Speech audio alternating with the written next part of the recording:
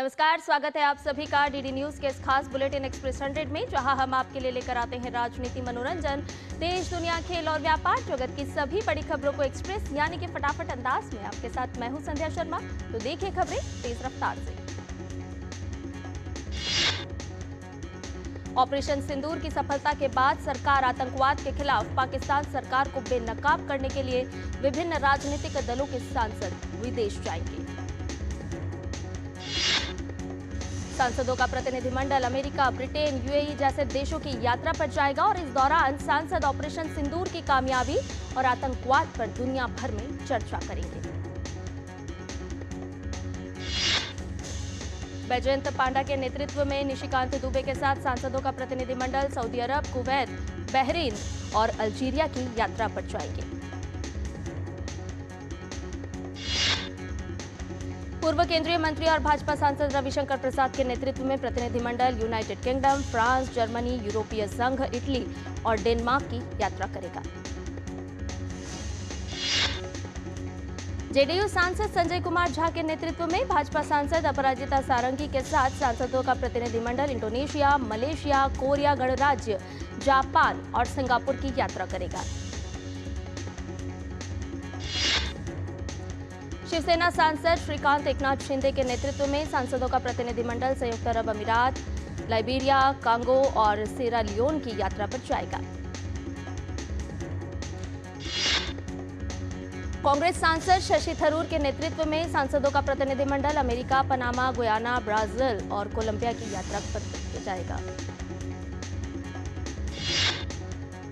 इसरो का 63वां पीएसएलवी प्रक्षेपण 4 चरणों में से तीसरे चरण में दबाव में कमी के कारण विफल हो गया।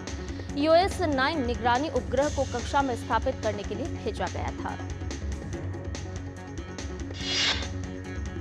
असम, मेघालय और त्रिपुरा में किसी भी इंटीग्रेटेड चेक पोस्ट या लैंड कस्टम स्टेशन से बांग्लादेशी वस्तुओं की आवाजाही पर पूरी तरह से प्रतिबंध लगा दिया गया है। आत्मनिर्भर भारत अभियान को बढ़ावा देने के लिए बांग्लादेश से आने वाले readymade garments, processed food, furniture और प्लास्टिक वस्तुओं पर प्रतिबंध लगाया गया है। गृह एवं सहकारिता मंत्री अमित शाह के गुजरात दौरे का आज दूसरा दिन है। आज वो दोपहर बाद अहमदाबाद में आयोजित होने वाली तिरंगा यात्रा में भी शामिल होंगे। इसके अलावा आज वो कई अन्य कार्यक्रमों में भी भाग लेंगे। वो आज अहमदाबाद में गुजरात राज्य सहकारी संघ की ओर से आयोजित विकसित भारत के निर्माण में सहकारिता की भूमिका पर आयोजित महासम्मेलन में शिरकत करेंगे। उत्तर प्रदेश के बहराइच में सालार मसूद गाजी की दरगाह पर जेठ माह में लगने वाले मेले पर रोक जारी रहेगी। मेला प्रबंध समिति की ओर से दायर याचिका पर इलाहाबाद हाईकोर्ट की लखनऊ बेंच में सुनवाई हुई, जहां कोर्ट ने मेला समिति को मेला आयोजन की इजाजत नहीं दी है। हरियाणा की यूट्यूबर ज्योति मल्होत्रा को एनआईए ने हिसार से गिरफ्तार किया है। आरोप है कि ज्योति ने भारतीय जगहों से संबंधित संवेदनशील जानकारी साझा की। हरियाणा के कैथल के मस्तगढ़ गांव से 25 साल के युवक देवेंद्र सिंह को पाकिस्तान की खुफिया एजेंसी आईएसआई के लिए जासूसी करने के आरोप में गिरफ्तार किया गया है। पूरे मामले पर कैथल डीएसपी विरभान ने बताया कि आरोपी आईएसआई एजेंसी को भारत पाकिस्तान के बीच चल रहे विवाद की जानकारी देता था और समय समय पर पाकिस्तानी सेना और आईएसएस को ऑपरेशन सिंदूर के बारे में भी जानकारी देता था। हापुड़ जनपद के पिलखुआ क्षेत्र में स्थित मोनाड यूनिवर्सिटी में एसटीएफ लखनऊ और मेरठ की टीम ने भारी पुलिस बल के साथ अचानक छापामार कार्रवाई की है। जानकारी के अनुसार फर्जी अंक तालिका जारी करने के मामले में ये कार्रवाई की गई है। टीम ने विश्वविद्यालय के चेयरमैन विजेंद्र सिंह समेत 9 लोगों को हिरासत में लिया है। Laptop, hard disk, server system आदि जब्त कर लिए गए हैं। दिल्ली के पहाड़गंज इलाके के नबी करीम में एक निर्माणाधीन इमारत के गिरने से 3 लोगों की मौत हो गई है। शुरुआती जांच में बताया गया था कि इमारत की कमजोर नींव के चलते यह हादसा हुआ। दिल्ली के एनडीएमसी की ओर से सरोजनी नगर में अवैध अतिक्रमण हटाने की कार्रवाई की गई। भारतीय जनता पार्टी के राष्ट्रीय अध्यक्ष जेपी नड्डा आज उत्तराखंड के दौरे पर जा रहे हैं। अपने 2 दिवसीय दौरे में जेपी नड्डा आज पिथौरागढ़ पहुंच रहे हैं। केंद्रीय मंत्री जेपी नड्डा आज पहले देहरादून जौलीग्रांट हवाई अड्डे पर पहुंचेंगे। उसके बाद वो हेलीकॉप्टर से गुंजी पिथौरागढ़ जाएंगे, जहां वो वाइब्रेंट विलेज के अंतर्गत प्रस्तावित कार्यों का प्रस्तुतिकरण देखेंगे। इंजीनियरिंग प्रवेश परीक्षा जेईई एडवांस्ड आज पूरे देश के 222 परीक्षा केंद्रों पर 2 शिफ्टों में आयोजित की जाएगी। पहली शिफ्ट सुबह 9 बजे से 12 बजे और दूसरी शिफ्ट दोपहर 2:30 बजे से 5:30 बजे तक रहेगी। इस बार 1.90 लाख से ज्यादा छात्रों ने आवेदन किया है। शिवसेना यूबीटी सांसद प्रियंका चतुर्वेदी ने पश्चिमी यूरोप में जा रहे सर्वदलीय प्रतिनिधिमंडल का हिस्सा बनने पर खुशी जताई है। प्रियंका के अनुसार पाकिस्तान को वैश्विक स्तर पर बेनकाब करने के लिए ये हमारा संयुक्त प्रयास है। लखनऊ के हसनगंज थाना क्षेत्र के मोहन होटल में आग लगने की घटना सामने आई है। फायर टेंडर ने मौके पर पहुंचकर आग पर काबू पा लिया है। सीएफओ लखनऊ मंगेश कुमार ने बताया, ये मोहन होटल में करीब 12 बजे की घटना है। होटल के ग्राउंड फ्लोर पर रसोई में आग लग गई थी। होटल के 17 कमरों में 30 लोग थे। सभी को बाहर निकाल लिया गया। किसी के हताहत होने की खबर नहीं है। राज्यसभा सांसद और चंडीगढ़ यूनिवर्सिटी के चांसलर सतनाम सिंह संधू ने राष्ट्रीय हित को सर्वोपरि बताते हुए तुर्की और अजरबैजान की 23 यूनिवर्सिटियों के साथ शैक्षणिक सहयोग के सभी समझौता ज्ञापन यानी कि एमओयू तत्काल प्रभाव से रद्द करने की घोषणा की है। संधू ने कहा, खून और शिक्षा एक साथ नहीं बह सकता। देश के सम्मान से बड़ा हमारे लिए कुछ नहीं है।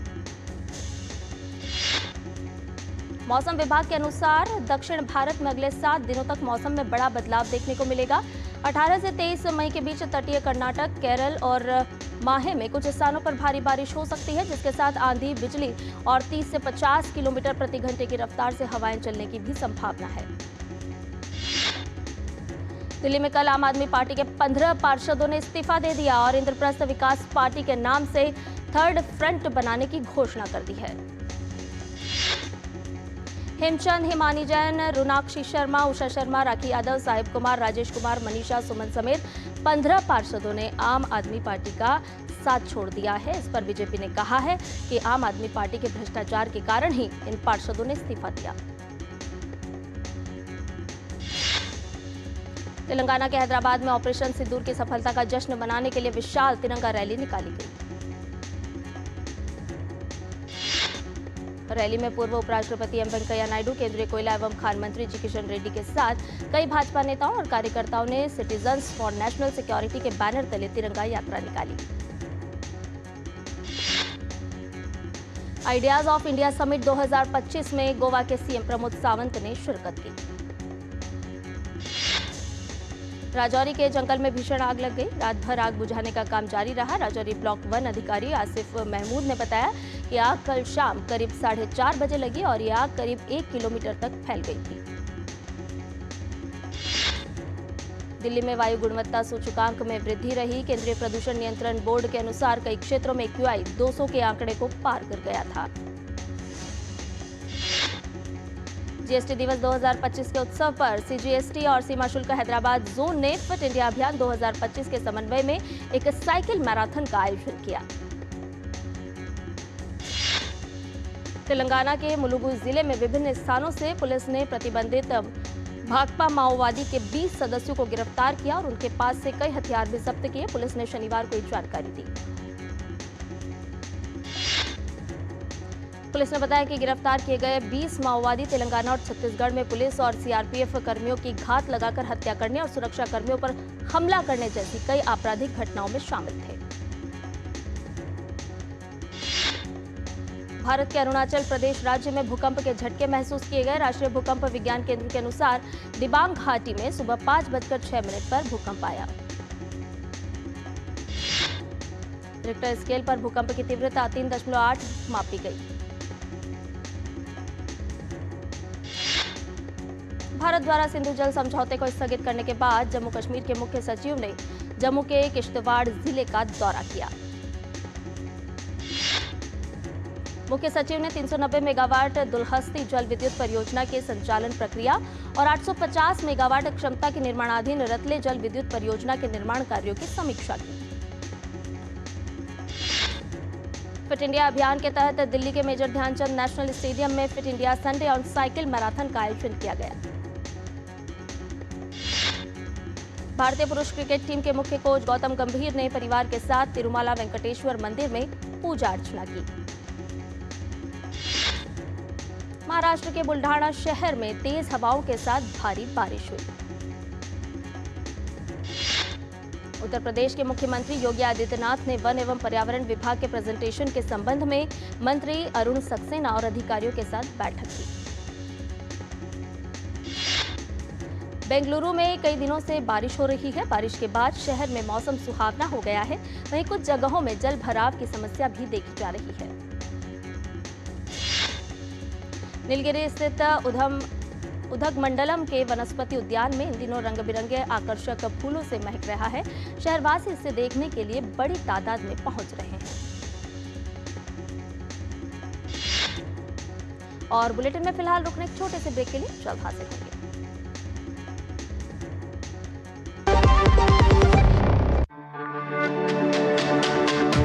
मेरी पसंद, मेरी पसंद, मेरी पसंद, मेरी पसंद, हमारी पसंद, हम सबकी पसंद। मजबूत देश का मजबूत सरिया होंगे स्टील। जो लक्ष्य चुना था समझ आने लगा है। GLA यूनिवर्सिटी, उच्च लक्ष्य की निश्चित प्राप्ति। और ब्रेक के बाद एक्सप्रेस 100 में आपका एक बार फिर से स्वागत है। आइए बाकी की खबरों को भी जान लेते हैं फटाफट अंदाज में। केंद्रीय मंत्री शिवराज सिंह चौहान ने गुवाहाटी में 55,000 PMAYG घरों के वर्चुअल गृह प्रवेश समारोह में भाग लिया। इस अवसर पर शिवराज सिंह चौहान ने चालू वित्त वर्ष के लिए PMYG के तहत 3.76 लाख और घरों को मंजूरी देने की घोषणा की। इस मौके पर शिवराज सिंह चौहान ने ग्रामीण बुनियादी ढांचे को बेहतर करने और वंचित समुदायों के जीवन के स्तर में सुधार लाने की सरकार की प्रतिबद्धता पर जोर दिया। केंद्रीय मंत्री ने प्रधानमंत्री आवास योजना ग्रामीण के तहत 20 लाख घरों का निर्माण पूरा करने के लिए असम की उल्लेखनीय उपलब्धि की प्रशंसा भी की। केंद्रीय मंत्री शिवराज सिंह चौहान ने असम के नागांव में लखपति दीदियों से संवाद किया। इस मौके पर शिवराज सिंह चौहान ने कहा कि अब लखपति दीदियां उद्यमी बनेंगी, उद्योगपति बनेंगी। असम के मुख्यमंत्री डॉक्टर हिमंत बिस्वा शर्मा ने केंद्र सरकार के प्रति आभार व्यक्त किया और कृषि और ग्रामीण आजीविका में सतत विकास के माध्यम से किसानों, महिलाओं और ग्रामीण समुदायों को सशक्त बनाने के लिए असम की प्रतिबद्धता दोहराई। केंद्रीय कृषि मंत्री शिवराज सिंह चौहान महाराष्ट्र के नागपुर में विकसित कृषि पर हितधारकों के साथ परामर्श बैठक की अध्यक्षता करेंगे। शिवराज सिंह चौहान महाराष्ट्र के कृषि और ग्रामीण विकास कार्यक्रमों की भी समीक्षा करेंगे। केंद्रीय मंत्री शिवराज सिंह चौहान राष्ट्रीय मृदा स्पेक्ट्रल लाइब्रेरी का उद्घाटन करेंगे। शिवराज सिंह चौहान पिंक बॉलवर्म के लिए AI आधारित स्मार्ट ट्रैप को भी लॉन्च करेंगे। व्यापार उपचार महानिदेशालय ने निष्पक्ष व्यापार सुनिश्चित करने के लिए नई प्रतिबद्धता के साथ 8वीं वर्षगांठ मनाई। इस अवसर पर DGTR के महानिदेशक ने भारत के व्यापार उपचार की सत्यनिष्ठा को बनाए रखने में संगठन के अधिकारियों और कर्मचारियों की प्रतिबद्धता और अथक प्रयासों की सराहना की। सरकार व्यापार उपचार जांच में ई-फाइलिंग के लिए एक डिजिटल प्लेटफॉर्म शुरू करने जा रही है। ये सभी हितधारकों के लिए बेहतर पारदर्शिता, दक्षता और पहुंच को सुगम बनाएगा। उद्योग एवं आंतरिक व्यापार संवर्धन विभाग भारत में जलवायु तकनीक उद्यमिता को बढ़ावा देने के लिए GFPP के साथ मिलकर कार्य करेगा। त्रिपुरा सरकार के सूचना प्रौद्योगिकी निदेशालय ने भारत सरकार के इलेक्ट्रॉनिक्स और सूचना प्रौद्योगिकी मंत्रालय के अंतर्गत राष्ट्रीय ई-गवर्नेंस डिवीजन के सहयोग से सुशासन के लिए AI पारदर्शिता, दक्षता और प्रभाव को प्रोत्साहन देना इस नाम से एक राज्य स्तरीय कार्यशाला का आयोजन किया। राष्ट्रीय ई-गवर्नेंस डिवीजन की क्षमता निर्माण पहल के एक प्रमुख घटक के रूप में आयोजित कार्यशाला का उद्देश्य त्रिपुरा सरकार के वरिष्ठ अधिकारियों के बीच शासन में आर्टिफिशियल इंटेलिजेंस की समझ और उपयोग को प्रोत्साहित करना है। केंद्रीय मंत्री राजीव रंजन सिंह मछली महोत्सव का उद्घाटन करेंगे। साथ ही त्रिपुरा में 42.4 करोड़ रुपए के एकीकृत जल पार्क की आधारशिला भी रखेंगे। केंद्रीय मंत्री मनोहर लाल ब्राजील में ब्रिक्स ऊर्जा मंत्रियों की बैठक में empowering global south corporation for inclusive and sustainable global governance विषय के अंतर्गत ब्रिक्स देशों के ऊर्जा मंत्रियों के साथ ऊर्जा सुरक्षा, पहुंच, सामर्थ्य और स्थिरता जैसे महत्वपूर्ण मुद्दों पर चर्चा करेंगे। केंद्रीय मंत्री एच.डी. कुमारस्वामी ने कर्नाटक सरकार द्वारा पीएम ई ड्राइव के तहत इलेक्ट्रिक बसों की मांग को लेकर पूर्ण समर्थन देने का आश्वासन देते हुए चरणबद्ध आवंटन की पुष्टि की है। यूपी में नोएडा एंटरप्रेन्योर्स एसोसिएशन की बैठक में पहलगाम आतंकी हमले में मारे गए निर्दोष पर्यटकों की हत्या पर शोक व्यक्त किया गया। इस मौके पर एनईए अध्यक्ष विपिन मल्हन ने आतंकवाद का समर्थन करने को लेकर तुर्की और अजरबैजान के प्रति आक्रोश व्यक्त करते हुए सभी व्यापारिक संबंध समाप्त करने की बात कही। अटारी वाघा सीमा के रास्ते भारत और अफगानिस्तान के बीच व्यापारिक गतिविधियां फिर से शुरू हो गई हैं, जिसके बाद उन व्यापारियों को बड़ी राहत मिली है जिनके लिए यह मार्ग सूखे मेवों और जड़ी बूटियों के आयात का प्रमुख जरिया है। जम्मू कश्मीर के पहलगाम में हुए आतंकवादी हमले के बाद अटारी वाघा सीमा बंद होने के कारण सरहद पर लगभग 50 ट्रक फंस गए थे, जो अफगानिस्तान से सूखे मेवे और जड़ी बूटियां लेकर भारत की ओर आ रहे थे। केंद्र सरकार की ओर से पूरी हावड़ा वंदे भारत एक्सप्रेस में कोच संख्या को 16 से बढ़ाकर 20 कर दिया गया है। इससे पश्चिम बंगाल से जगन्नाथपुरी जाने वाले यात्रियों के लिए टिकट उपलब्धता में सुधार होगा। योगी आदित्यनाथ की सरकार ने उत्तर प्रदेश में इको टूरिज्म और पर्यटन को बढ़ावा देने के लिए एक और बड़ा कदम उठाया है। इसी दिशा में कतनिया घाट वन्यजीव अभयारण्य में दुधवा टाइगर रिजर्व तक रेल कनेक्टिविटी प्रदान करने वाली पर्यटक ट्रेन में विस्टाडोम कोच का संचालन शुरू किया गया है। फॉरेन पोर्टफोलियो निवेशकों ने खरीदारी का सिलसिला जारी रखते हुए रिकॉर्ड 8,831.1 करोड़ रुपए शेयर बाजार में निवेश किए। केंद्रीय मंत्री जितेंद्र सिंह ने कहा कि डिजिटल लाइफ सर्टिफिकेट कैंपेन से पेंशन वितरण में क्रांति आई है और प्रक्रिया में टेक्नोलॉजी के समावेशन से करोड़ों पेंशन धारकों को फायदा मिला है। गवर्नमेंट ई मार्केटप्लेस ने महिलाओं के नेतृत्व वाले 1,85,408 एमएसएमई और उद्योग और आंतरिक व्यापार संवर्धन विभाग से मान्यता प्राप्त 31,005 स्टार्टअप से पारदर्शी तरीके से सरकारी खरीद करके उन्हें आर्थिक मजबूती दी है।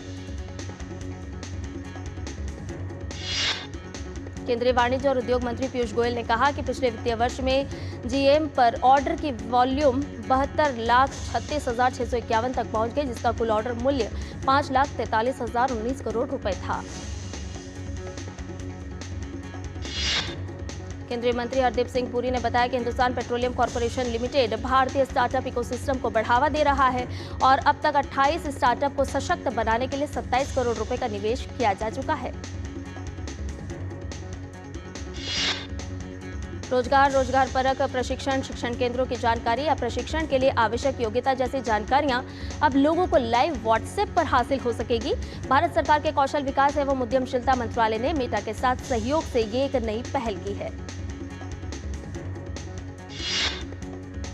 संयुक्त राष्ट्र खाद्य एवं कृषि संगठन की एक रिपोर्ट के अनुसार 2024 में खाद्य सुरक्षा और कुपोषण की स्थिति और खराब हुई, जिससे 53 देशों में 29.5 करोड़ लोग भूख से प्रभावित रहे। अमेरिकी राष्ट्रपति डोनाल्ड ट्रंप ने यूक्रेन में युद्ध समाप्त करने पर चर्चा के लिए रूस के राष्ट्रपति व्लादिमीर पुतिन, यूक्रेन के राष्ट्रपति वोलोडिमीर ज़ेलेंस्की और नाटो नेताओं के साथ फोन पर बात करने की घोषणा की। अमेरिका के राष्ट्रपति ट्रंप ने कहा कि पुतिन के साथ बातचीत यूक्रेन में रक्तपात को रोकने पर केंद्रित होगी। सोशल मीडिया पोस्ट में राष्ट्रपति ने युद्ध विराम और हिंसा के अंत की उम्मीद भी जताई है। इजराइल और हमास ने गाजा में चल रहे युद्ध को समाप्त करने के लिए वार्ता फिर से शुरू की है। कतर और अमेरिका की मध्यस्थता में कल दोहा में वार्ता शुरू हुई। हमास ने 60 दिनों के युद्ध विराम और इजराइल की ओर से फिलिस्तीनी कैदियों को रिहा करने के बदले में 9 बंधकों को रिहा करने पर सहमति व्यक्त की है। दक्षिणी गाजा पट्टी के खान यूनिस में विस्थापित परिवारों के एक तंबू शिविर में इजरायली हवाई हमले में कम से कम 24 फिलिस्तीनी मारे गए। पोप लियो भव्य उद्घाटन समारोह में कैथोलिक चर्च का कार्यभार संभालेंगे। फिनलैंड में हवा में 2 हेलीकॉप्टर की टक्कर में 5 लोगों की मौत हो गई। यूरा एयरपोर्ट के पास हवा में 2 हेलीकॉप्टर एक दूसरे से टकरा गए और देखते ही देखते जमीन पर आ गिरे। घटना में एक हेलीकॉप्टर ने अपने को बचाने के लिए अचानक टर्न लिया, लेकिन वो सीधे दूसरे हेलीकॉप्टर से जा टकराया। इसके बाद दोनों हेलीकॉप्टर आसमान से ऐसे गिरे जैसे पत्थर गिरते हैं। आईपीएल में आज पहले मुकाबले में राजस्थान रॉयल्स का सामना पंजाब किंग्स से होगा। जयपुर के सवाई मानसिंह स्टेडियम में दोपहर 3:30 पर शुरू होगा मुकाबला। आईपीएल में आज दूसरा मैच दिल्ली कैपिटल्स और गुजरात टाइटंस के बीच होगा। ये मैच शाम 7:30 बजे दिल्ली के अरुण जेटली स्टेडियम में खेला जाएगा। गत champion Kolkata night Riders KKR IPL 2025 से बाहर हो गई। कल रॉयल चैलेंजर्स बेंगलुरु के साथ केकेआर का मैच भारी बारिश के कारण बिना टॉस के ही रद्द कर दिया गया। भारतीय टीम के पूर्व कप्तान सौरव गांगुली ने बंगाल क्रिकेट संघ के बीसीसीआई के साथ बहुत अच्छे संबंध का हवाला देते हुए उम्मीद जताई कि ईडन गार्डन्स आईपीएल के फाइनल की मेजबानी करेगा। अनुभवी तेज गेंदबाज ईशांत शर्मा का कहना है कि इंग्लैंड दौरे पर भारतीय टीम की अगुवाई जसप्रीत बुमराह करें और शुभमन गिल को ये पद तभी दिया जा सकता है जब ये तेज गेंदबाज 5 मैच की पूरी टेस्ट श्रृंखला के लिए फिट नहीं हो। दोहा में चल रही टेबल टेनिस विश्व चैंपियनशिप में भारत की नंबर 1 खिलाड़ी श्रीजा गुला पहले दौर में हारकर बाहर हो गई।